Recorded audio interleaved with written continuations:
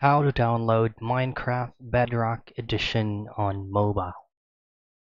Now, Minecraft is actually available in Google Play Store. However, if it's not going to be around on your Google Play Store or where you would like to be downloaded it via app stores, is you can actually use any working browser on your mobile device and just simply typing in Minecraft APK. So this option right here is only recommended for phones that Minecraft is not available on their Google Play Store. But if it is available on Google Play Store, just head out straight and access your Play Store and then go to the search box and type in Minecraft.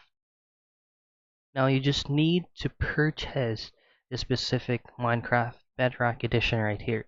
So as you can see, there is no specific title that is saying Bedrock Edition.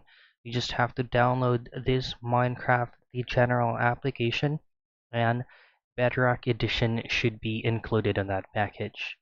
Head on this blue icon right here to completely make your purchase and it will automatically be downloaded. And that is how you download Minecraft Bedrock Edition on mobile.